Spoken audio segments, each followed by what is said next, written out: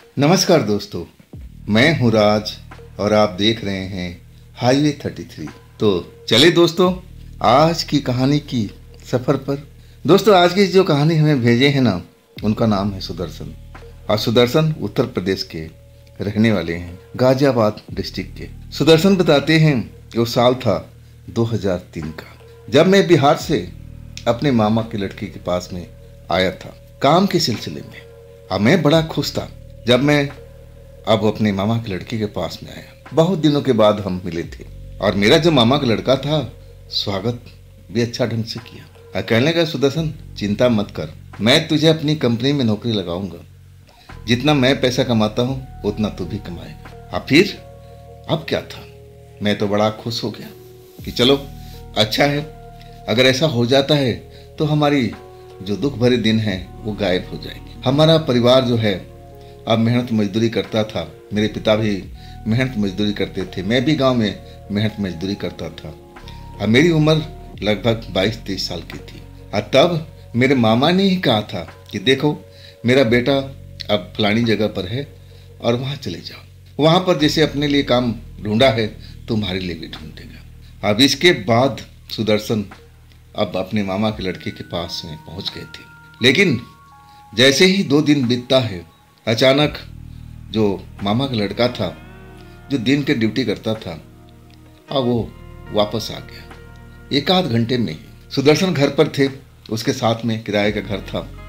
हैरान हो गए कि आप क्यों लौट के आ गए, बात क्या हुई, तबीयत तो ठीक है ना।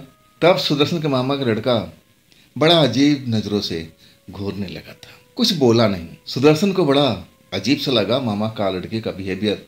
अब वो भाई लगता था, मैं मेरा भाई। सुदर्शन उसके पीछे पीछे, आखिर तेरी भाई तबीयत ठीक है ना, सब कुछ कुशल मंगल है ना, कोई बात हो तो बता ना। लेकिन जो मैं मेरा भाई था अब सुदर्शन के नज़दीक भी आने नहीं दे रहा था, कहा कि हाँ हाँ मैं ठीक हूँ, तुम अलग ही रहो।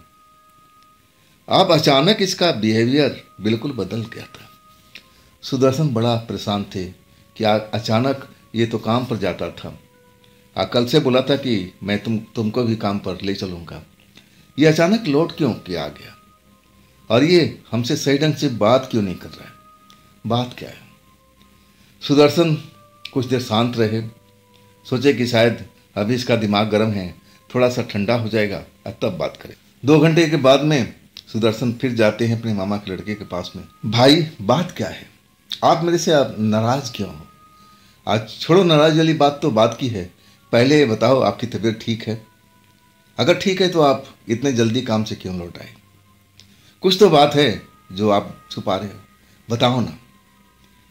अब मेरा भाई उनको घुड़क रहा था कि छोड़ो ना यार, जाओ अपना बैठ जाओ आराम से, मेरा दिमाग अब सही नहीं है।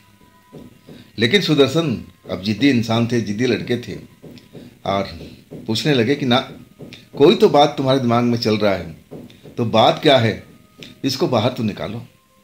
तब उनका मेरा भाई उनको अब गुस्से से देखने लगा, कहने लगा कि सुदर्शन वाकई में तू मनहूस लड़का है।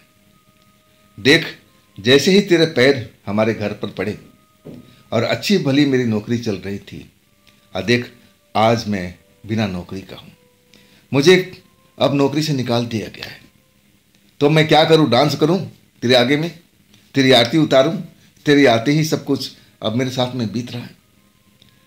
अब सुदर्शन को बड़ा झटका लगा, अरे मेरे आने से ऐसे कैसे हो सकता है भाई, मैं मनहूस हूँ। अब इस तरह का मन में विचार सुदर्शन का चल रहा था, आंख से आंसू निकल रहे थे कि मेरा भाई ऐसी बात क्यों कर रहा है। आज तक मैं गांव में रहा, आज तक मनहूस शब्द कोई नहीं निकाला, ना मैं आज तक किसी का नुकसान किया, तो मैं यहाँ भला आया अपने काम से, अब मैं इसकी नौकरी कैसे खा गया। सुदर्शन की आंखों में आंसू बह रहे थे, लेकिन उनका मेरा भाई उनका फिक्र नहीं कर रहा था। अब सुदर्शन करे तो क्या करे, नए शहर में थे, ना कोई ठोर ना ठिकाना, जो कुछ था मेरा भाई था, बड़ी परेशानी की स्थिति में आ गए थे। अब सोचने लगे कि मेरा क्या होगा, जब इसकी नौकरी छूट गई तो मेरी नौकरी कहाँ से लगाएगा। बड़ी चिंता में घर में तो बोल के आए थे कि मैं जा रहा हूँ मामा के लड़के के पास में, और मामा जी बोले हैं कि कोई ना कोई काम लगा देगा, व्यवस्था कर देगा। लेकिन यहाँ तो अब तमाशा ही अलग है। ये तो मुझ पर ब्लेम लगा रहा है कि मैं मनहूस हूँ, अब मैं इसकी नौकरी खा गया हूँ। अब क्या होगा ईश्वर, अब क्या होगा। खैर, अब अपने लिए अब क्या सोचना। चुपचाप अब आंसू बहाते रहे और अपना बिस्तर पर जाकर के लेट गए। मेरा भाई अब उनसे बात नहीं कर रहा था, लेकिन ये भी नहीं बोल रहा था कि तुम मेरे घर से चले जाओ। अब अपना सोच विचार अलग कर रहा था। सुदर्शन से कोई बोलना चाल। रात भी हुई और दोनों लोग खाना तो बाहर जाके खाते थे। तब सुदर्शन जब रात के 9 बज गया और तब कहने लगा, भाई चल, मैं मान लेता हूँ कि मैं मनहूस हूँ, तो मैं चला जाऊँगा भाई। अगर मेरी वजह से तेरी नौकरी गई है तो मैं अपने गांव निकल जाऊँगा। लेकिन मेरा भाई कोई जवाब नहीं दे रहा था, ना हाँ या ना। तब सुदर्शन कहने लगे, भाई भूखे पेट तो रहना नहीं है, भूख तो लगती है, मुझे भी भूख लग रही है, तुझे भी भूख लगी होगी। चलो कम से कम खाना खा के आते हैं। कल मैं सुबह निकल जाऊंगा, तू मेरी टेंशन मत कर। अगर मैं मनहूस हो ना तो मैं इस घर से निकल जाऊंगा, अपने गांव चला जाऊंगा। अब शांत हो जा भाई। लेकिन मेरा भाई अब उनकी बात को कोई परवाह नहीं कर रहा था। आखिरकार अब ना तो खुद गया खाना खाने के लिए और ना सुदर्शन जा सके। खाली पेट ही अब रात का मामला था, तो जाए तो कहाँ जाए। लेकिन जैसा भी है, अब सुदर्शन के साथ हो रहा था। कोई भी इंसान कहीं ऐसी जगह पर रह नहीं पाता, और ऐसे ही हाल सुदर्शन का था। वो सोच रही थी कब सुबह हो, कब सुबह हो कि मैं इस घर से निकल जाऊं। मैं बाहर देखूंगा, कोई नौकरी की तलाश करूंगा। अगर मिल गया तो ठीक है, नहीं तो रात को स्टेशन जाऊंगा, कोई ना कोई गाड़ी मिल जाएगी, अब फिर मैं अपने गांव निकल जाऊंगा। मन में पक्का अब निश्चय कर लिया था। अब इसके बाद वो सो जाते हैं और कोई ठिकाना तो था नहीं। और सुबह होते ही अब उनका मेरा भाई सो रहा था और उससे पहले ही उठते हैं, अपना झोला संभालते हैं। मेरा भाई को उठाते हैं कि भाई मैं निकल रहा हूँ और तुम्हें सोना है तो दरवाज़ा अपना घर का बंद कर लेना। अब वैसे उस घर में कोई ज़्यादा कीमती सामान था नहीं, लेकिन फिर भी अपना जो फ़र्ज था वो निभा गए। और तब मेरा भाई कहने लगा, ठीक है, बाहर से दरवाज़ा भेड़ देना। अब इसके बाद वो फिर सो गया। एक भी बार नहीं बोला कि सुदर्शन तुम रुक जाओ, कहाँ जाओगे। कोई जवाब तक नहीं दिया। सुदर्शन घर से तो निकल गए। सुबह हो चुकी थी। अब कुछ पैसे थे उनके पास में जो बापू ने दिया था, उसको संभाल के रखे थे कि आड़े वक्त में कभी जरूरत पड़ी तो खर्च करेंगे। अब वही उनके पास में पैसा था। मन दुखी था। अब इतने बड़े शहर में अब जाएं तो कहाँ जाएं। हर तरफ फैक्ट्री का एरिया था वो। और जिस जगह पर रहते थे वो मजदूरों का बस्ती था। अब मजदूरों की बस्ती में उनका मामा का लड़का रहता था। बस्ती से निकल कर के वो फैक्ट्री एरिया में आ चुके थे और फैक्ट्री के गेट घूमते जा रहे थे। थोड़ा बहुत पढ़े लिखे थे। अब उनको पता था कि कोई न कोई काम तो हमें मिल जाएगा। लेकिन उम्मीद पर पानी फिर गया। अब गेट पर जाते, गार्ड से बात करते। गार्ड कहता, भाई अभी तो कोई जगह खाली नहीं है, बाद में पता करना, एक आध दिन में देख लेना, कोई ना कोई वैकेंसी निकलती रहती है। अब इस तरह घूमते बहुत बड़ी फैक्ट्री एरिया थी और आखिरकार एकदम दूसरे साइड में पहुंच गए। वहाँ पर छोटी छोटी इंडस्ट्री थी और एक गेट पर पहुँचते हैं, सिक्योरिटी वाले से पूछते हैं कि भाई मैं बहुत बड़ा मुसीबत में हूँ। पूरी अपनी कहानी बताते हैं कि मैं गांव से चला था और एक एक बात अपने मेरे भाई को बताते हैं। गार्ड को बड़ा आश्चर्य होता है, अरे भाई ये कैसा तुम्हारा मेरा भाई है, अब ऐसा तो उसको नहीं करना चाहिए, तुम खाना वाना खाए हो कि नहीं खाए हो। गार्ड को सहानुभूति होती है और तब कहते हैं सुदर्शन कि नहीं भाई, रात भी नहीं खाना खाया और अभी तक मैं अब नाश्ता तक नहीं किया। अब एक तरह से दया भाव गार्ड दिखाता है और कहता है, भाई आप यहाँ बैठो, इस बेंच पर बैठो, अब मैं पहले आपके भोजन का इंतजाम कराता हूँ। अब जो गार्ड था ना, वो भी सुदर्शन के गांव के आसपास का निकल चुका था और सुदर्शन की ये स्थिति देख करके उसका हृदय बड़ा दुख हुआ था। अब मन ही मन में सोच दिया था कि सुदर्शन का तो मैं मदद करूंगा, कोई न कोई जुगाड़ जरूर लगाऊंगा ताकि इस अगले को अब अपने गांव लौटना न पड़े। अब इसके बाद गार्ड जो था नाश्ता कराता है और सुदर्शन से पूछता है कि कितना पढ़े लिखे हो, कौन कौन सा काम कर सकते हो। सुदर्शन अपने बारे में बताते हैं कि मैं ज़्यादा पढ़ा लिखा नहीं हूँ, लेकिन फिर भी इतना जानता हूँ, थोड़ा बहुत इंग्लिश जानता हूँ।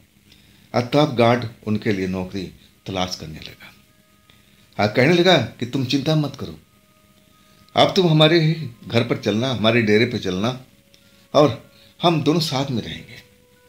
देखो मेरी घर तो बड़ा नहीं है, लेकिन हम अब दिल में जगह होना चाहिए और हम दोनों उस घर में आराम से रह लेंगे, तुम फिक्र मत करो। लेकिन मैं तुम्हें नौकरी का पहले तलाश करता हूँ।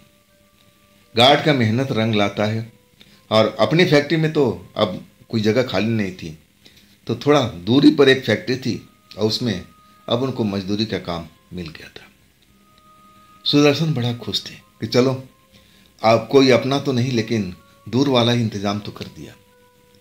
अब इसके बाद वो जो गार्ड था ना, अब अपने घर लेके जाता है 8 बजे के आसपास रात को, रास्ते में भोजन भी कराता है। अब फिर अपना अब वो घर पहुंचता है। अब घर क्या था, तीसरी मंजिल पर अब उसका घर बना हुआ था छत के ऊपर में, और दूसरी साइड भी ऐसी बिल्डिंग बनी हुई थी। अब अधिकांश कुछ बिल्डिंगें खाली थी, इंडस्ट्रियल एरिया के पास में था, नए नए प्लॉट कटे थे, कुछ लोग वहाँ रहते थे और कुछ घर बना के छोड़ दिए थे। अब जो हुआ ना कि अपना सुदर्शन अब जो थैला फैला लेके आए थे, अपना रहने वहने की व्यवस्था, नहाना धोना सब कुछ वहाँ पर होने लगा था। बड़ा सुकून मिला इस गार्ड के घर में आकर के।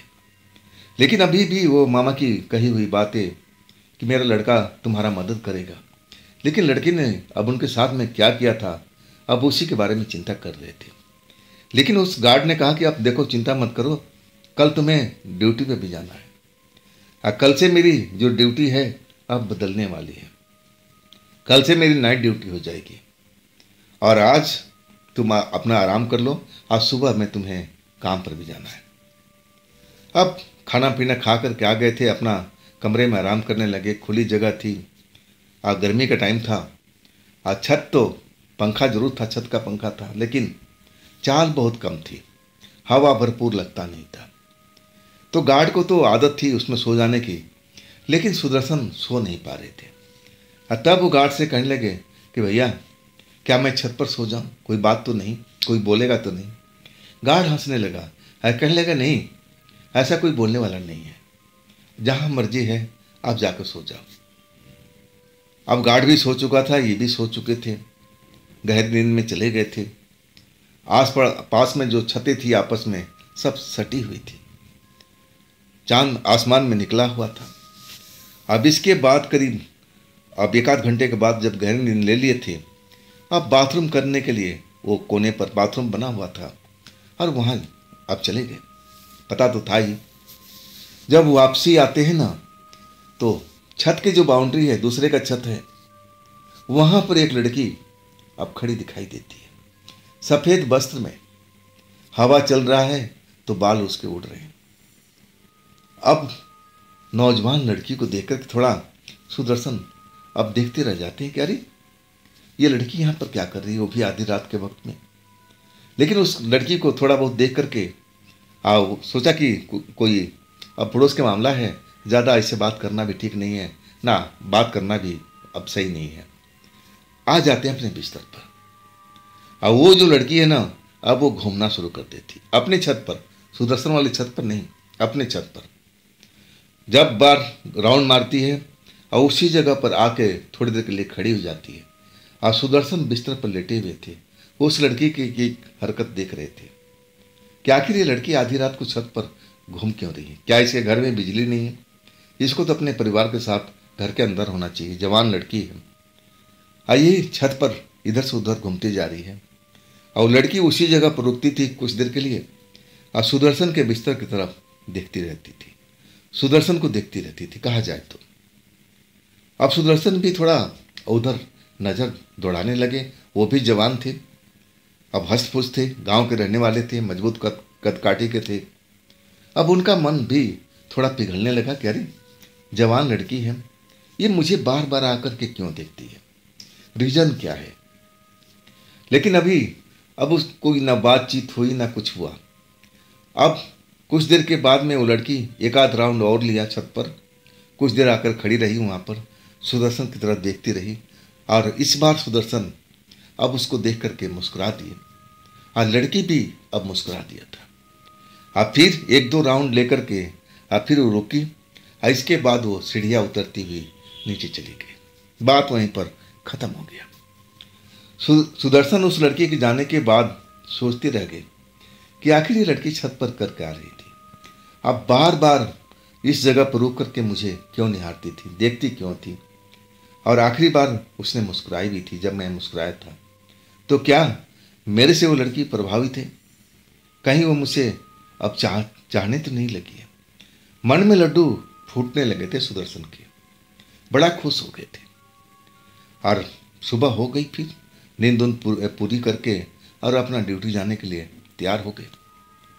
अब जो गार्ड साहब थे, अब उनको तो नाइट का ड्यूटी देना था, अब तो सारा दिन उनको आराम करना था। आप अपने काम पर जाते हैं, मेहनत करते हैं और फिर शाम को लौट आते हैं। अब लौटने के बाद में अब 8 बजे जैसे आते हैं, गार्ड साहब अपना ड्यूटी पे जाने के लिए तैयार हो जाते हैं कि सुदर्शन अब ये घर आपका जिम्मेदारी है और मैं अब ड्यूटी जा रहा हूँ, अब कल सुबह 8 बजे मैं आ जाऊँगा। हम हो सकते हैं कि रास्ते में मिल जाए, क्योंकि अब टाइमिंग का थोड़ा फर्क हो गया था। तो एक चाबी सुदर्शन को और एक चाबी गार्ड अपने पास में रख लिए कि जो अब इस चाबी का इस्तेमाल करना चाहे कर सकता है। फिर अब सुदर्शन खाना पीना अब खाने के लिए जाते हैं, खाना पीना खा करके होटल में ही अब फिर छत पर आ जाते हैं, अपना बिस्तर बिछा देते हैं। आसमान में चांद निकला हुआ है। अब फिर वो सो भी जाते हैं। दिन भर कड़ी मेहनत करने के बाद में नींद कब आ गई उनको पता ही नहीं चला। जब फिर नींद खुलती है उनकी, बाथरूम जाते हैं और जैसे ही आकर के बिस्तर पर लेटते हैं और टाइम देखते हैं कि अरे रात को 11 बज गया, आज तो वो लड़की छत पर नहीं आएगी, शायद कल बिजली नहीं होगा उनके घर में, इसलिए वो छत पर आ गई होगी। चलो हमें क्या करना है, अगर मिलेगी तो हम भी मुस्कुरा देंगे, बात खत्म। अब यही सब सोच करके अब अपने बिस्तर पर फिर आराम करने लगे। आधा पौन घंटा हुआ होगा, उसके बाद अचानक एक कंकड़ का टुकड़ा, छोटा सा पत्थर उनके शरीर पर आकर के गिरा और गिरते ही उनका नींद खुल गया नींद। देखते हैं कि ये पत्थर कहाँ से आए, छोटा सा कंकड़। तब देखकर हैरान हो जाते हैं कि बगल वाली छत जो कल की लड़की थी अब उसी जगह पर आके खड़ी हुई सुदर्शन को देख रही है। सुदर्शन उठ के बैठ जाते हैं। आज तो गार्ड साहब भी नहीं थे, अब पूरा छत इनके हवाले था, घर इनके हवाले था, कोई बोलने वाला था भी नहीं। हिम्मत करते हैं, अब फिर उस लड़की से पूछते हैं धीरे से कि आपने ये पत्थर मेरे ऊपर फेंका था। लड़की इशारा में कहती कि हाँ इधर आओ, हाथ का इशारा करती है। अब जादू से बंधे हुए सुदर्शन आज चले जाते हैं उस बाउंड्री पर। लड़की अब मुस्कुरा के उनका स्वागत करती है, मुस्कुराती है। अब पूछती है कि तुम्हारा नाम क्या है, अपना नाम बताती है, कितने पढ़े लिखे हो। अब एक एक करके सुदर्शन से पूरी बात पूछती है। सुदर्शन बिल्कुल सच सच बात बताते हैं कि मैं गांव का रहने वाला हूँ, अब कुछ ही दिन पहले मैं इस शहर में आया हूँ। पूरी अपनी कहानी बता देते हैं। वो लड़की इनकी बातों से बड़ा प्रभावित होती है। कहती है कि तुम कितना पैसा कमाती हो मजदूरी करने में। सुदर्शन बता देते हैं कि मेरे महीने में इतने पैसा मिलेगा। लड़की सोचती रहती है। अब फिर कहती है कि सुदर्शन अगर मैं तुम्हें ज़्यादा पैसा कमवा दूं तो क्या मेरे लिए कुछ अब काम कर दोगे। सुदर्शन उसकी तरफ हैरानी से देखते हैं और कहने लगे कि हाँ मैं आपके लिए कर सकता हूँ काम, कौन सा काम करना होगा। तब लड़की कहने लगी अभी वक्त नहीं आया है, और जब वक्त आएगा तो मैं आपको बता दूंगी, मैं आपकी सेवा लूंगी, अब बदले में मैं जो बोला है अब वो पैसा आपको दूंगी। सुदर्शन अब उस लड़की से दोस्ती हो जाती है, बातचीत करने लगते हैं। घंटा 1.5 घंटा वैसे ही उनका बर्बाद होता है। बर्बाद क्या होता है, दोस्ती अब प्यार में बदलने लगती है कुछ ही देर में। अब फिर लड़की कहती है कि अब मैं जा रही हूँ, मुझे नींद आ रही है और आप ही सो जाओ, क्योंकि सुबह काम पे भी जाना है, फिर हम कल मिलेंगे। कल की वादा करके वो लड़की चली जाती है। और इसके बाद सुदर्शन अब उस लड़की के ख्यालों में खोए हुए अब अपने मन में कई तरह का सपना बुन रहे हैं। सोच रहे हैं कि चलो अब लड़की से दोस्ती हो गई। और इस लड़की ने बोला भी था कि मैं तुम्हें ज़्यादा पैसा कमा दूँ तो कैसा रहेगा।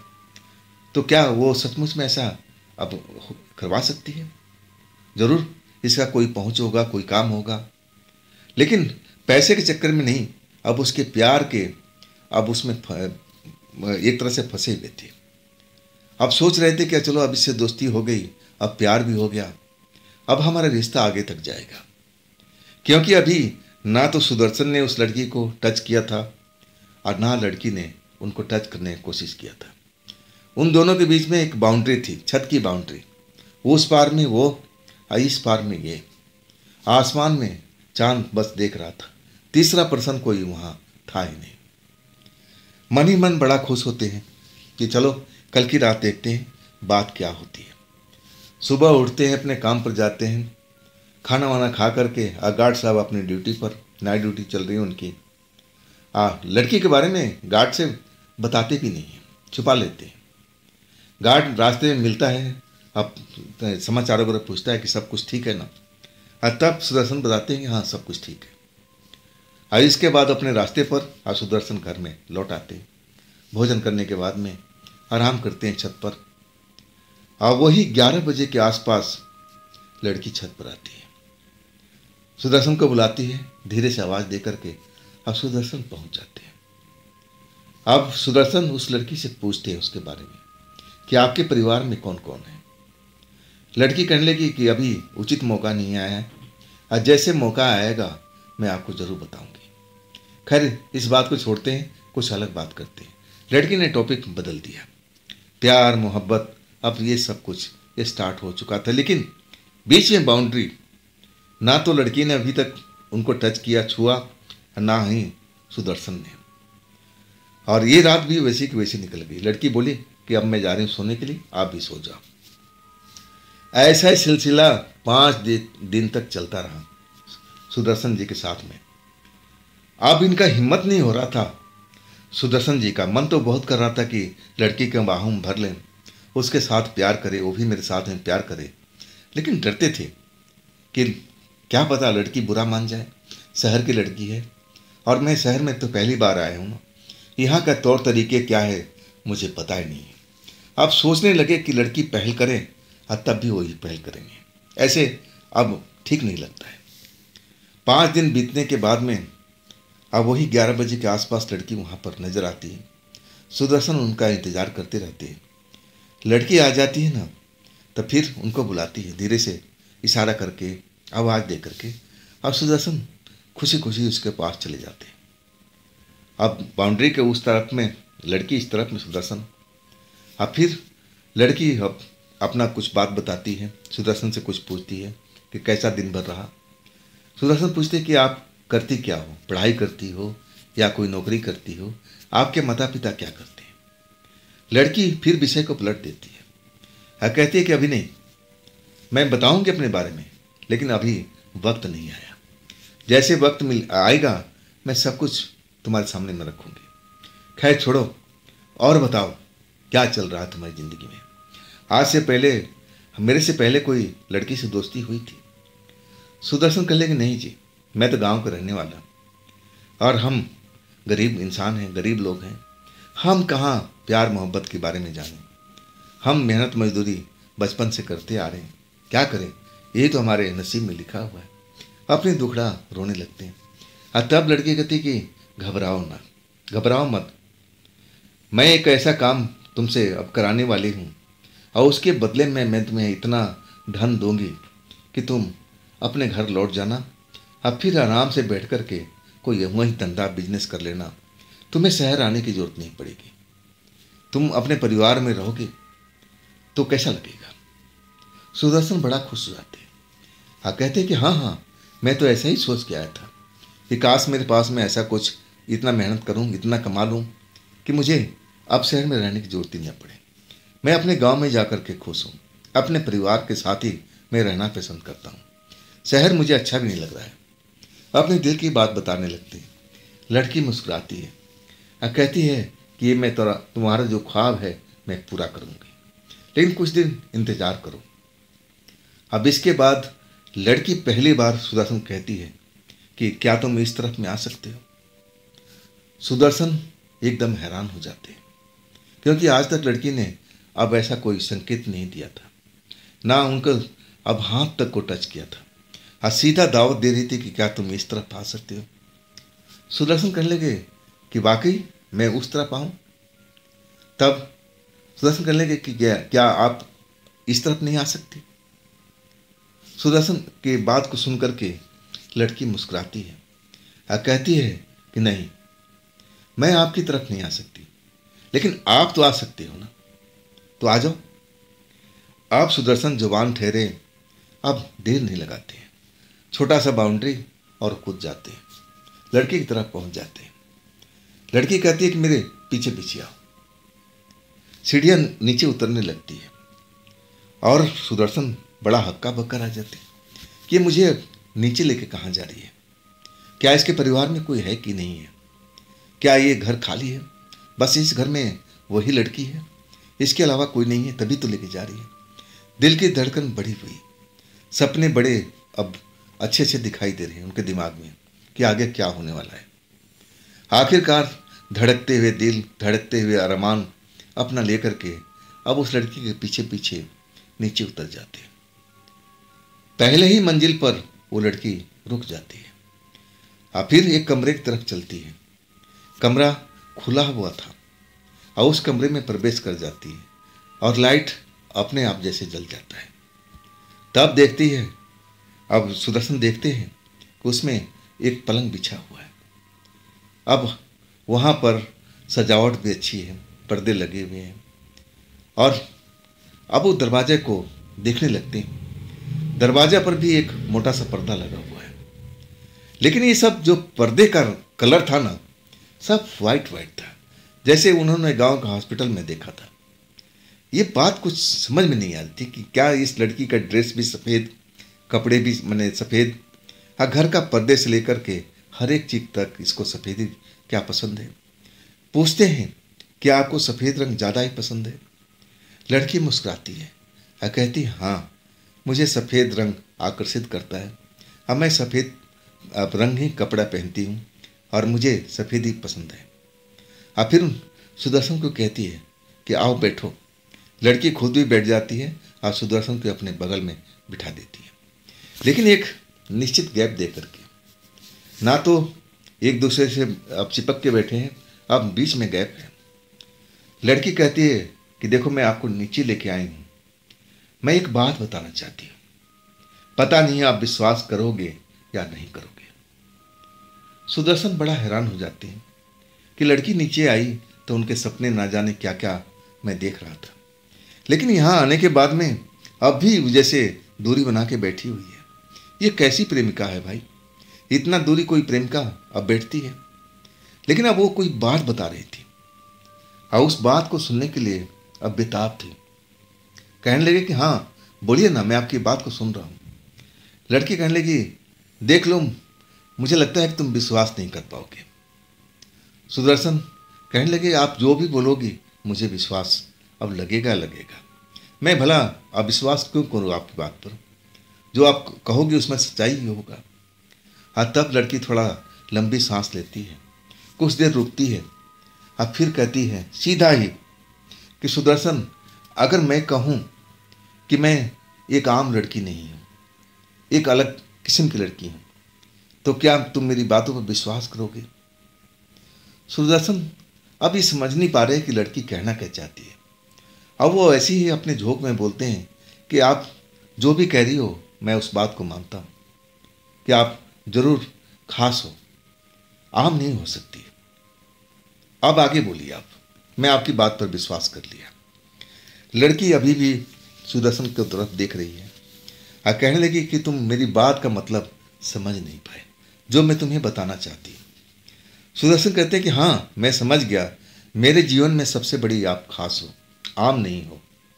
अब मैं तो जब से आपको पहली बार देखा, अब मैं देखता रह गया। अब इधर सुदर्शन का अब दिल के हालात अपने उस लड़की को बताए जा रहे थे कि कब वो लड़की उनकी बाहों में आए, कब उससे प्यार करे। लेकिन यहाँ तो ऐसा कुछ संकेत भी नजर नहीं आ रहा था। लड़की न जाने क्या क्या बोले जा रही है कि मैं ऐसी लड़की नहीं हूँ, मैं एक खास किस्म की लड़की हूँ। और फिर लड़की फिर समझाने लगी कि मैं जो बताना चाहती हूँ ना, तुम समझ नहीं पा रहे हो, मेरी बात ध्यान से सुनो। और तब लड़की कहती है कि सुदर्शन, मैं कहूँ कि मैं एक प्रेतात्मा हूँ, मैं एक भूत प्रेत हूँ, मैं एक, अब आम भाषा में कहूँ कि मैं एक चुड़ैल हूँ, तो क्या तुम मेरी बात पर विश्वास करोगे? सुदर्शन को लगा कि ये मजाकिया लड़की है, मजाक कर रही है। ऐसा कोई भूत प्रेत अब किसी से प्रेम करता है, कोई अपने घर में लाके बिठाता है, अब फिर खुद ही कहता हो कि मैं एक प्रेतात्मा हूँ, मैं एक चुड़ैल हूँ, मैं ना जाने क्या क्या हूँ। हंसने लगते हैं सुदर्शन। हंसते हंसते सुदर्शन कहते हैं, ये आप मेरे साथ में मजाक कर रही हो ना? आप जो लड़की है कहती है कि नहीं, मैं मजाक नहीं कर रही हूँ, जो मैं बात बोल रही हूँ सीरियस मैं बोल रही हूँ, तुम समझो, इसे मजाक मत समझो।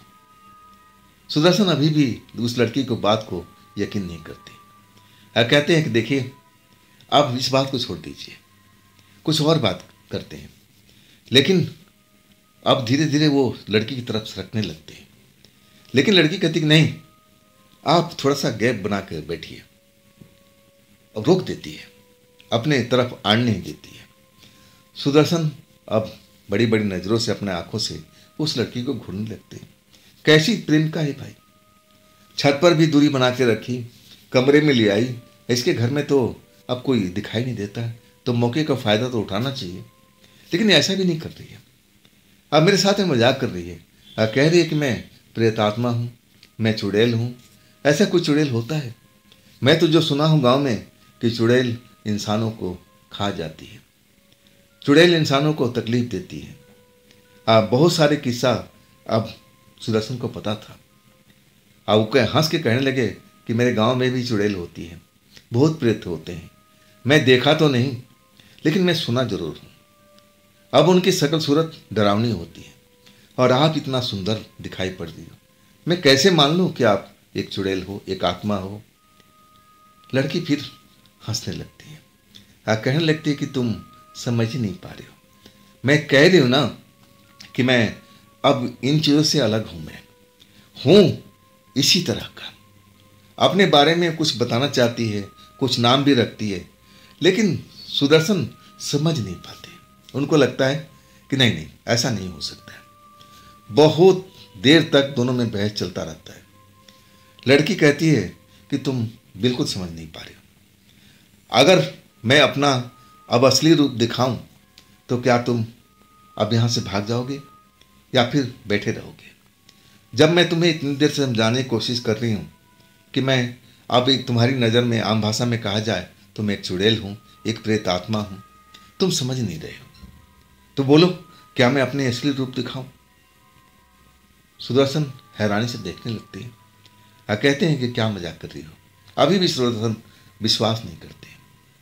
तब वो लड़की पलंग से उठ के खड़ी हो जाती है। देखते ही देखते सुदर्शन के नज़रों से गायब हो जाती है, जैसे हवा में समा गई हो। सुदर्शन का अब हार्ट बीट तेजी से चलने लगा। अरे ये लड़की कहाँ गई, ये लड़की कहाँ गई? परेशान हो जाते हैं। तब लड़की फिर अपने आप को अब सामने ला देती है और धीरे से बोलती है, चिल्लाओ मत, चिल्लाओ मत। मैं तब से समझाने की कोशिश कर रही हूँ कि मैं अब इंसान से अलग हूँ, तुम मेरी बात को समझ ही नहीं रहे हो। अब कुछ समझ में आया? सुदर्शन एकदम डर गए थे, थर थर कांपने लगे। कहने लगे, आप हो कौन? क्या आप वाकई में चुड़ैल हो? लड़की हंस के कहने लगी, चुड़ैल तो नहीं, लेकिन इसी तरह का मैं हूँ। वो एक प्रजाति का नाम बताती है, अब भूतों का प्रजाति है, लेकिन सुदर्शन समझ नहीं पाते। कहते हैं कि आप मुझे जाने दीजिए, मुझे बहुत डर लग रहा है, मैं आपके साथ बिल्कुल नहीं रह पाऊंगा। सुदर्शन बहुत भयभीत हो जाते हैं। लड़की उनको समझाने की कोशिश करती है, कह रहे डरो मत, डरो मत, मैं तो अपना परिचय तुम्हें खुद दे रही हूँ। अब मैं एक काम कराना चाहती हूँ और उसके लिए मैं तुम्हें तैयार कर रही हूँ। अगर तुम डर जाओगे तो फिर हमारा काम रुक जाएगा।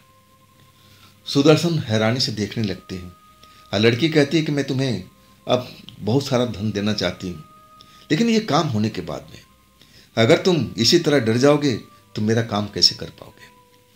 तुम्हें मजबूत बनना पड़ेगा। अब एक तरह से बहुत समझाती है और तब जाकर के जो सुदर्शन का डर है ना, वो निकल जाता है। वो लड़की कहती है कि मैं तुम्हें नुकसान नहीं पहुंचाऊंगी। अगर नुकसान पहुंचाना होता मैं तुम्हें छत पर नुकसान पहुंचा सकती थी, मैं अपनी तरफ खड़े होकर के तुम्हें खींच सकती थी, तुम्हारा काम तमाम कर सकती थी। ऐसा मैंने किया नहीं किया ना, तो आगे भी मेरे से ऐसा उम्मीद मत रखना कि मैं तुम्हारी कोई नुकसान पहुंचा सकती। सुदर्शन अभी भी डरे हुए थे अंदर अंदर से, समझ नहीं पा रहे थे कि जिस लड़की को अपना पहला प्रेमिका बनाया और प्रेमिका तो एक चुड़ैल की प्रजाति की निकली। आप ना जाने अब समझ नहीं पा रहे थे कि कौन सी प्रजाति है, नाम भी बताई थी, लेकिन उनके दिमाग से सब बाहर हो रहा था। इतना डरे हुए थे, भयभीत थे। लेकिन अब वो लड़की उनको शांत कराने पर अब सफल हो चुकी थी, लेकिन अंदर से बहुत डरे हुए थे। लड़की कहने लगी कि देखो सुदर्शन, अगर ये तुम मेरा काम कर देते हो ना, मैं जानती हूँ कि तुम मुझसे बेहद प्यार करते हो। अब मैं तुम्हारे साथ में कुछ रातें गुजार सकती हूँ कि तुम्हारी दिल का तमन्ना भी पूरी हो सके, और बहुत सारा धन तुम्हें दे करके मैं चाहती हूँ तुम अपने गांव जा करके और अपने परिवार के साथ में रहो। तो अगर तुम डरोगे तो मेरा काम नहीं कर पाओगे। वाकई में सुदर्शन को विश्वास नहीं होता कि लड़की कह क्या रही है। आप तो देख चुके थे कि लड़की हवा में गायब हो चुकी, मतलब कोई अब ये शक्ति है, नॉर्मल लड़की तो हो ही नहीं सकती। इतना तो यकीन उनको हो गया था। और तब डरे हुए कहने लगे कि मुझे करना क्या होगा। असली मुद्दा पर आके लड़की कहने लगी अभी बताने का अब समय नहीं है, जब समय आएगा 2 घंटा पहले तुम्हें मैं बता दूंगी और उसके लिए तैयार कर दूंगी। ये समय अब बताने का नहीं है। अब फिर कहते हैं सुदर्शन चलो मैं तुम्हें छत तक छोड़ देती हूँ। हाँ देखो, ये बात तुम किसी से कहना मत। अगर तुम मुझसे प्यार करते हो तो अपने परिवार के बारे में सोचो, वो भी सोचना कि तुम यहाँ से बहुत सारा धन लेके जाओगे। तो अब सोच लो कि तुम्हें बताना है, किसी को नहीं बताना है। सुदर्शन कहने कि नहीं, मैं किसी को नहीं बताऊंगा, लेकिन ध्यान रखिएगा मेरा कोई अनिष्ट ना हो, क्योंकि मैं अपने माँ बाप का इकलौता बेटा हूँ, और अगर मैं गुजर गया तो मेरे माँ बाप अब सोचिए कि उनके साथ में क्या होगा। लड़की मंद मंद मुस्कुराती है और कहती है सुदर्शन आपके साथ ऐसा कुछ नहीं होगा, आप निश्चित रहो। और फिर बातों करते हुए छत पर आती है और सुदर्शन कहती है कि तुम दूसरी तरफ चले जाओ और जाओ आराम करो, और तुम्हें सुबह काम पर भी जाना है। सुदर्शन अब अपने बिस्तर पर आकर सोने लगते हैं, नींद नहीं आती है। उसी लड़की के बारे में सोचने लगते हैं कि आखिर ये है क्या चीज़। मैं भूत प्रेत के बारे में सुना था, चुड़ैल के बारे में सुना था, लेकिन ये अलग ही कुछ बता रही है जो मुझे नाम भी नहीं आ रहा है। अच्छा भला नाम बताया था, दिमाग से निकल गया, लेकिन ये बोल रही है कि नुकसान नहीं पहुंचाऊंगी। क्या मुझे इसकी बातों पर यकीन करना चाहिए? अब सोच में पड़ गए थे। अब चौकीदार के साथ में रहते थे, गार्ड के साथ में। कई बार मन तो हुआ कि जब सुबह गार्ड साहब आएंगे तब मैं बता दूंगा। अब मैं उनसे अब पूछूंगा कि अब मैं ये बात को करूं या ना करूं। अब जैसे सुबह होता है दिमाग उनका पलट जाता है। लड़की की बात कानों में गूंजने लगती है कि देखो मैं तुम्हारे भले के लिए ये सब काम कर रही हूँ, इसमें कुछ मेरा भी भलाई है। अब आगे मैं बताऊंगी कि मुझे अब क्या करना है, आप मेरे लिए क्या कर सकते हो। अब यही सोच के चुप हो जाते हैं कि लड़की जो बोल रही है कि एक छोटा सा काम करवाना है, अब बदले में मैं तुम्हें बहुत सारा धन दूंगी, हाँ तुम्हारे साथ कुछ रातें भी व्यतीत करूंगी। अब एक ये सब काम हो गया। छोड़ो, हम किसी को नहीं बताते, मन ही मन फैसला कर लेते हैं और सोचते हैं कि लड़की ने आज तक मेरे को नुकसान नहीं किया तो अब क्या करेगी। अंदर ही अंदर बातों को छिपाए हुए आप फिर अपने काम पर निकलते हैं। शाम को खाना पीना खा करके आप फिर आ जाते हैं। लड़की अब उनको नज़र नहीं आई। उस रात बिल्कुल उनको नजर नहीं आई। कब उनको नींद आ गया पता भी नहीं चला। ऐसे हुआ 3 रात तक वो लड़की उनसे मिलने तक नहीं आई। जब चौथा रात आया बड़े बेचैन थे कि आखिर वो लड़की गई कहाँ। रात में इच्छा हुआ कि छत में कूद जाऊं, बाउंड्री के दूसरी तरफ चला जाऊं। अगर वो घर खुला है, सीढ़ियों का रास्ता, तो मैं अंदर जाके देखूं कि लड़की इस घर में है या नहीं है। कई बार सोचे थे, लेकिन सोचने लगे कि अगर घर वाले कोई जाग गया, घर में कोई होगा तो मेरे लिए तो बड़ा मुसीबत हो जाएगी। अब यही सोच करके वो रुक गए थे। चौथे दिन आधी रात को लड़की उनको अब जगाती है। वो सो चुके होते हैं कि अब लड़की शायद ना जाने कब मिलेगी। एक तरह से भूलने भी लगे थे कि लड़की झूठी है। अब इतना बात करने के बाद खुद ही गायब हो गई। तब लड़की आवाज़ लगाती है। आप सुदर्शन जल्दी से उसके पास पहुंच जाते हैं। लड़की उस तरफ और सुदर्शन इस तरफ, दोनों के बीच में दीवार। तब लड़की कहती है कि सुदर्शन, वो वक्त आ चुका है जिसके लिए मैं काफ़ी दिनों से इंतजार कर रही थी। सुदर्शन उस लड़की को देख करके दिल धड़क रहा था। आज तो और भी सुंदर लग रही थी और आज कुछ चेहरे में, कपड़ों में फर्क भी नजर आ रहा था। चेहरा चमकता हुआ दिखाई दे रहा था और कपड़े जो पहन रखे थे वो ज़्यादा ही सफ़ेद दिख रहा था।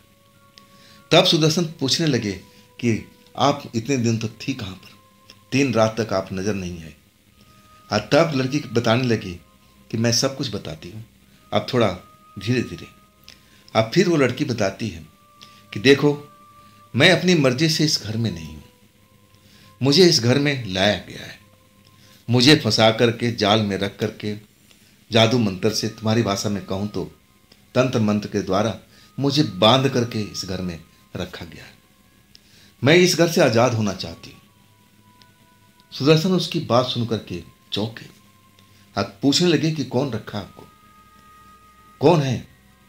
तब लड़की कहने लगी थोड़ा दम रखो, सब कुछ मैं बताती हूँ। तब कहने लगी कि एक बूढ़ा तांत्रिक है जो पिछले जन्म में भी वो तांत्रिक था और इस जन्म में भी तांत्रिक है, बहुत ही शक्तिशाली है। अब मैं उसके जाल में फंसी हूँ। अब मैं उससे आज़ादी चाहती हूँ। अब मैं समय का इंतज़ार कर रही थी कि तुम्हारे जैसा कोई इंसान मिले और उसे मैं मदद लूँ। सुदर्शन का दिल तेजी से धड़कने लगा। कहने लगा जब इतना बड़ा जादूगर है, तंत्र मंत्र का ज्ञानी है, तो कहीं मुझे वो ना पकड़ ले जैसे आपको पकड़ रखा है। तब लड़की कहने लगी हाँ, ये भी हो सकता है, लेकिन अब डरने की बात नहीं है। कुछ दिनों के लिए वो बाहर गया हुआ है, कुछ दिनों के बाद ही लौटेगा। और आज का जो दिन है ना, अब मेरे लिए बहुत ही अच्छा दिन है, अच्छी रात है, रात थी उस टाइम में। सुदर्शन कहने लगे कि अब मैं क्या करूं, मुझे करना क्या होगा। लड़की कहने लगी तुम घबराओ मत, बस मेरे साथ में चलना है और जो मैं बता रही हूँ अब वैसा तुम करते चले जाओ। देख लेना जैसे तुम आखिरी काम करोगे मैं आज़ाद हो जाऊंगी।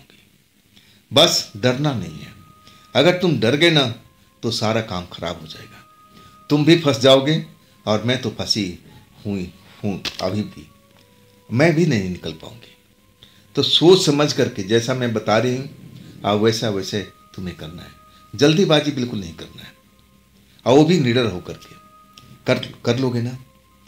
अब सुदर्शन कहते कि हाँ, मैं तुम्हारे लिए कुछ भी कर सकता हूँ। लड़की मुस्कुराती है और कहती कि हाँ, मुझे अपना वादा याद है, मैं अपना वादा जरूर निभाऊंगी, लेकिन इस घर से आज़ाद होने के बाद उस तांत्रिक से जो मुझे मुक्ति मिल जाएगी, आज़ादी मिल जाएगी, तब हम एक साथ में रहेंगे। सुदर्शन अब उस टाइम उनका दिमाग कहीं और उलझा हुआ था, डरे हुए थे कि जैसी लड़की बता रही है, अगर वो काम अब पूरा नहीं हुआ तो लड़की जैसे कह रही थी कि तुम भी फंस जाओगे, मैं भी तो फंसी हुई हूँ, फिर मैं निकल नहीं पाऊंगी। तो वास्तव में ऐसा होगा? सुदर्शन को डर लग रहा था कि ये मैं काम करूं या ना करूं, लेकिन उनका दिल कह रहा था कि नहीं, लड़की तुम्हारा साथ दे रही है ना, वो तो सब बताती जाएगी। आज तुम्हें अब क्या करना है, चलकर अब नीचे ही पता लगेगा। इसके बाद में वो तैयार हो गए थे। लड़की कहने लगी बस 1 घंटा का और इंतजार करते हैं, 12 बजे हम चलेंगे और शुभ मुहूर्त उसी टाइम है। ये सब काम कर लोगे तो मेरी आज़ादी पक्की हो जाएगी, तुम भी खुश हो जाओगे और मैं भी खुश हो जाऊंगी। सुदर्शन को लेकर के 1 घंटे बाद यानी 12 बजे रात को अब वो छत के अब रास्ते नीचे जाने लगती है। पहली मंजिल पर नहीं, 3 मंजिल घर बना हुआ था। घर क्या था, बस एक गोदाम की तरह था, लंबे लंबे कमरे थे और सीढ़ियों से लेती हुई नीचे अब आखिरी वाले ग्राउंड फ्लोर पर पहुंच गए। ग्राउंड फ्लोर पर भी वैसे ही बड़े बड़े कमरे बने हुए थे, सब में कुंडी लगी हुई। अब एक कमरा जो था बस वो खुला हुआ था और उसमें कुछ अब दिखाई दे रहा था जैसे फर्नीचर वगैरह रखे हुए हैं। अब बाकी जो भी नीचे में कमरा था सब अब ताला तो नहीं, लेकिन उसकी कुंडी लगी हुई थी। लड़की अब आकर के फिर हवा में सांस लेती है, जैसे गंध पहचानने की कोशिश कर रही हो। अब फिर कहती है कि देखो हमारे पास ज़्यादा वक्त नहीं है, हम जल्दी से जल्दी ये काम करेंगे, अब फिर तुम्हारे साथ में चल पड़ूंगी, मुझे आज़ादी मिलेगी। लेकिन ये काम अब करने का वक्त ही हो सकता है कि वो बूढ़ा तांत्रिक हम लोग को पहचान जाए, जल्दी से वो लौट आए जहाँ भी है। अब उसके हाथ में जादुई शक्ति है, वो कुछ भी कर सकता है, तो हमें जल्दी करना पड़ेगा। आखिरकार एक कमरा को खोलती है। जैसे कमरा खोलती है सड़न की बास आता है, उसमें बदबू आता है भयंकर। अब सुदर्शन भी अपने नाक पर हाथ रख लेते हैं, लेकिन लड़की को कोई परवाह नहीं है। कमरे में लाइट अब जल गई, जैसे गेट खुला लाइट जैसे अपने आप जल गई थी। देखते हैं बड़ा सा कमरा है और उसमें 2-3 बॉक्स रखे हुए हैं, एक लोहे का है, एक लकड़ी का है और फिर छोटा सा एक और लकड़ी का है। 3 अब छोटे छोटे बॉक्स रखे हुए हैं, एक के ऊपर एक। लड़की कहती है कि बारी बारी से इन बॉक्स को उतारो, जितना जल्दी हो सके, हम लोग के पास में टाइम कम है।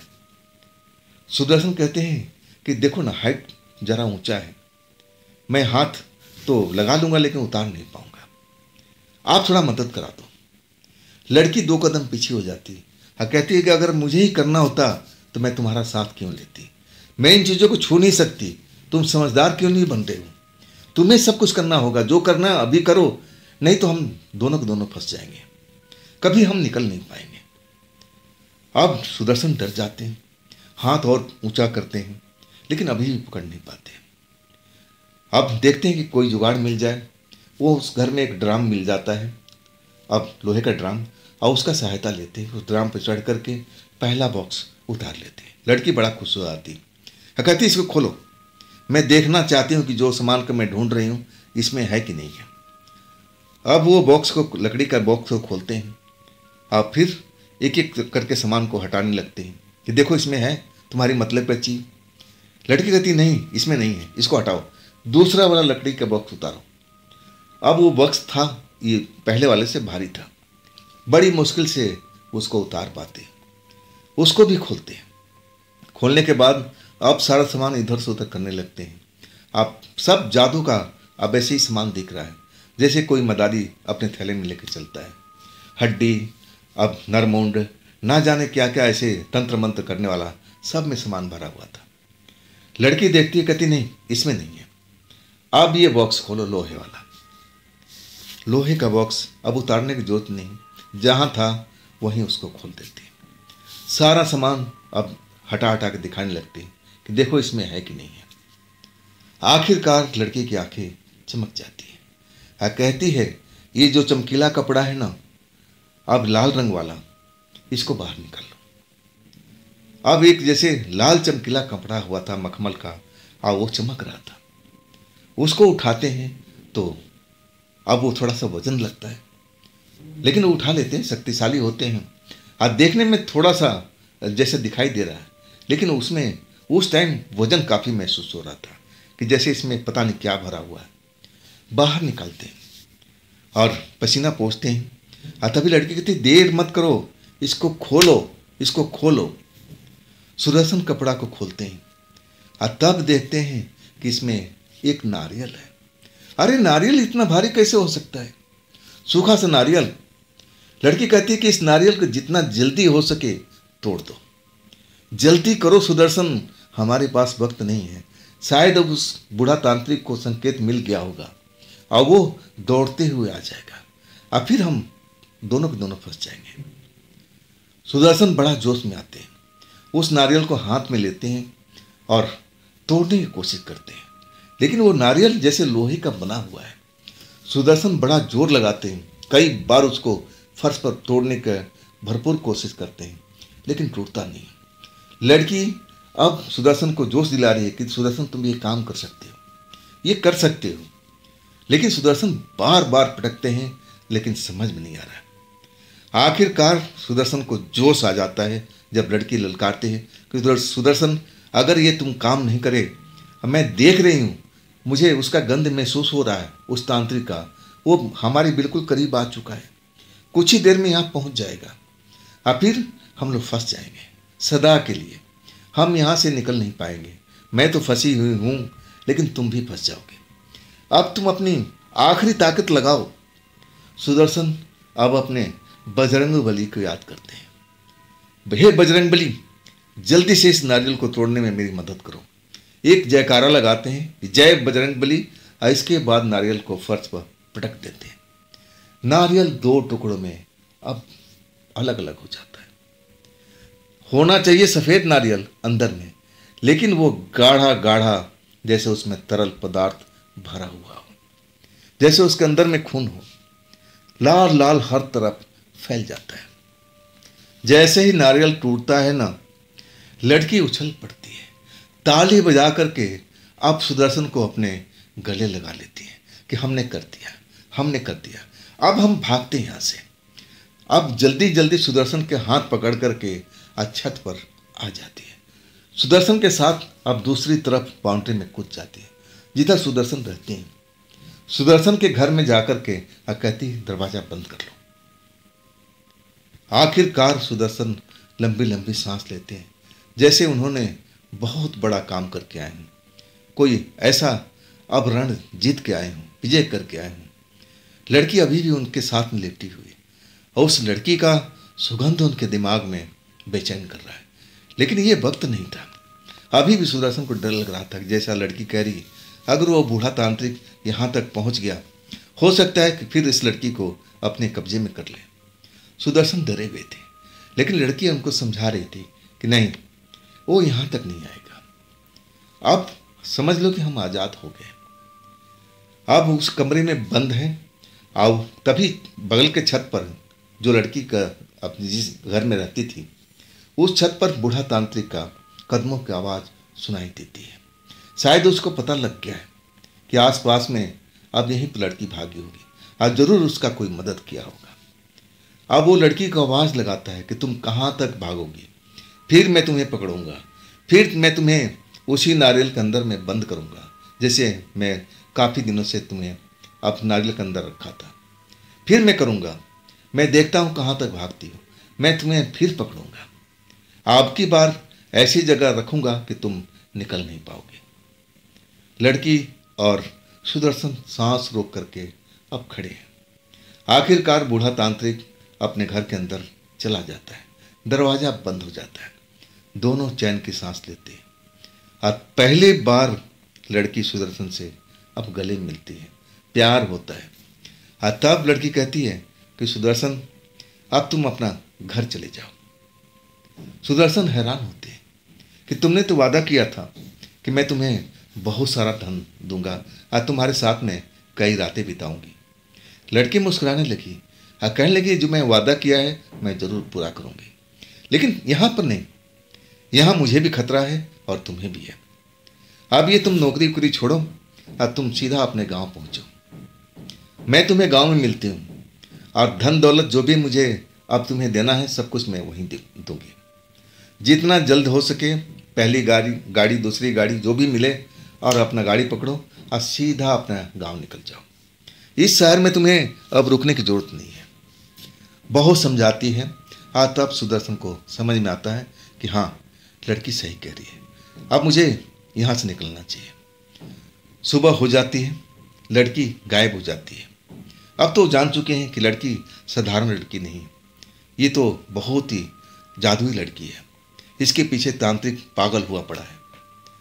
अब तांत्रिक इसके साथ में क्या करता था अब ये पूछ नहीं पाए थे और ना पूछने का समय था। आखिरकार सुबह इंतजार करते हैं अब अपने साथी को जो उनको शहर में रखा था। अब बिना बताए वो जा नहीं सकते थे। आखिरकार गार्ड आता है और गार्ड को उस लड़की के बारे में नहीं बताते और कहते हैं कि गार्ड साहब, मैं जा रहा हूँ अपने गांव, मुझे ये शहर कुछ खास नहीं लगा। मैं तो अपना गांव में ही अब कोई मेहनत मजदूरी करूंगा और अपने परिवार के साथ रहूंगा। गार्ड खुश हो जाता है और कहता है कि भाई, मैं जानता था कि तुम रुक नहीं पाओगे, क्योंकि गांव के लड़के बड़ा मुश्किल से शहर में रहते हैं और तुम यहाँ पर अकेले हो, अपने रिश्तेदारों से दूर हो, तो मुझे ऐसा लग रहा था। अच्छी बात है, क्या तुम्हारे पास में कुछ पैसे वैसे हैं जाने के लिए? और तब कहते हैं कि हाँ, कुछ पैसे हैं और गार्ड कुछ पैसे और दे देता है। अब सुदर्शन कहते हैं कि भाई, आपका पैसा मैं कब लौटाऊंगा? अब गार्ड कहता है कि जैसे मैंने आपका मदद किया ना, तुम और किसी की मदद कर देना, अपने गांव में ही मदद कर देना और मैं समझ लूँगा कि मेरा पैसा मुझे वापस मिल गया। अब मैं जब गांव आऊँगा ना छुट्टी में, तो मैं तुम्हारे घर भी आऊँगा, हम वहीं मिलेंगे दोस्त। गले मिल करके दोनों दोस्त विदा होते हैं। सुदर्शन अब ट्रेन पकड़ते हैं, गांव पहुंच जाते हैं, लड़की का इंतजार करने लगते हैं। 15 दिन के बाद में सुदर्शन को एक शुभ समाचार मिलता है। शुभ समाचार ये होता है कि उनके घर में चूहों ने बिल बना रखा था और एक जो घर था उसके अंदर में मिट्टी रोज कोड़ते थे। अब वो मिट्टी भर भर के उनके पापा भी परेशान हो गए थे और हर रोज उनका वही काम था। आखिरकार पापा ने ठान लिया था कि अब की बार चूहों को निकाल कर रखूंगा।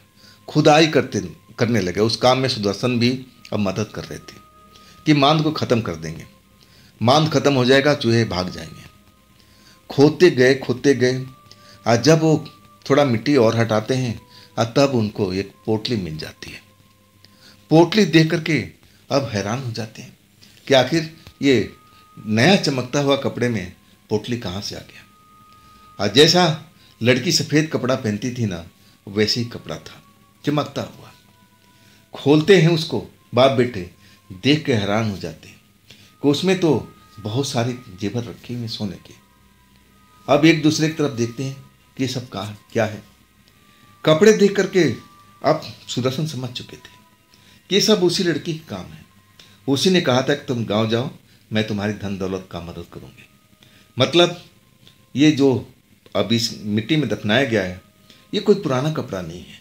अगर पुराना कपड़ा होता तो फटा होता, मैला होता, गंदा होता, लेकिन लग रहा है कि जैसे अभी अभी ये कपड़ा रखा हो गया है। अब बाप बेटे अब उस चीज़ को समझने की कोशिश करते हैं। आप सुदर्शन कहते हैं कि पापा, ये हमारे पूर्वजों का दबाया हुआ धन है, अब हमारे काम में आएगा। ये ना तो कोई चोरी का है ना चकारी का है, आप समझ गए ना। अब वो लोग उस जेवर को अब अपना बिजनेस, जो घर बनवाना था, सब कुछ उसमें खर्च करने लगे। और सुदर्शन जो थे, अब उनको शहर जाने की क्या जरूरत थी, सब कुछ उनके घर में अब हो चुका था। अब बड़ा आराम से अब अपना चैन की नींद काट रहे थे। छोटा मोटा काम कर लिए थे और उसे और अभी आमदनी बढ़ रही थी, लेकिन अभी भी निराश थे। एक लड़की ने तो वादा पूरा कर दिया, लेकिन उसने कहा था कि कई रातें तुम्हारे साथ में गुजारूंगी, अभी वो वादा पूरा नहीं हुआ था। अब अपने घर में अब इस जेवर के मिलने के 1 महीने के बाद में घर के हालात, उनका सब कुछ बदल गया था। अब घर भी बन चुका था, जो पुराना घर था अब वो नया घर, सब कुछ नया बन चुका था। अब सुदर्शन भी खुश थे, उनके परिवार भी खुश था, अब किसी चीज़ की कमी नहीं थी। गांव वाले बड़ा परेशान थे कि इतना जल्दी ये लोग अमीर कैसे बन गए। तब सुदर्शन के बाबा सच्चे थे, कहने लगे भाई, हमारे पूर्वजों का खजाना था जो हमारे घर के अंदर ही गड़ा हुआ था, वो मिला, सच्ची बात। और गांव के लोगों को विश्वास करना पड़ा। अब उस लड़की की याद सुदर्शन को सता रही थी।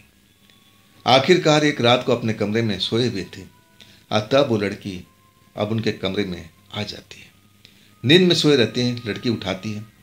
सुदर्शन को लगता है जैसे सपना देख रहे हैं, लेकिन हकीकत था। अब एकदम होश हवास में थे और उस लड़की को देखकर कहते हैं कि तुमने तो अपना एक वादा पूरा कर लिया, लेकिन अभी दूसरा वादा पूरा अभी करना बाकी है। तब लड़की कहती है उसी वादे को पूरा करने के लिए तो आई हूँ। अब मैं आप तुम्हारे साथ में कुछ रातें जरूर बिताऊंगी। और वो अपना पूरा करती है।